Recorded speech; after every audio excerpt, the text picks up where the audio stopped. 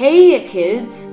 Today, I'm going to show you how to install Windows 1.01 in VirtualBox. So let's begin. First, download VirtualBox. Link in description. To install and use Windows 1.01, you need to have an installation of MS-DOS 3.0. There's a video up in the cards from LemonGG on how to do this. Select your MS-DOS 3.0 VM and click the green arrow that says Start. If it says non-system disk or disk error, don't panic.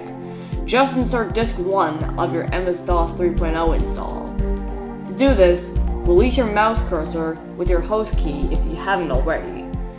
Click on Devices, Floppy Drives, and click Choose a Disk File.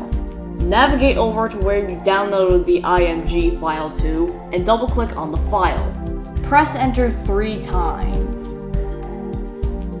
Release your mouse again and go to Devices, Floppy Drives, and click Choose a Disk File. Navigate over to where you download the disk images to. Link for the ones I used are in the description. Choose Disk 1. Click back into the VirtualBox window. At the A prompt, type Setup and press Enter.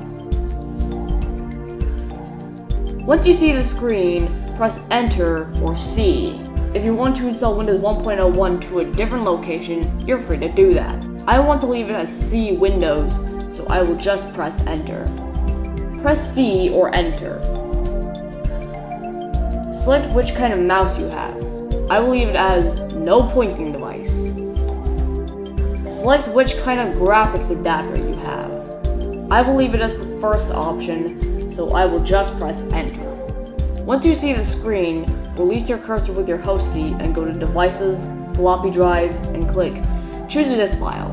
Then, insert Disk 2 of your Windows 1.01 disk images. Click back into the VirtualBox window and press Enter or C. Repeat this process for disks 3, 4, and 5. After inserting disk 3, it'll ask you if you want to set up a printer. Press N.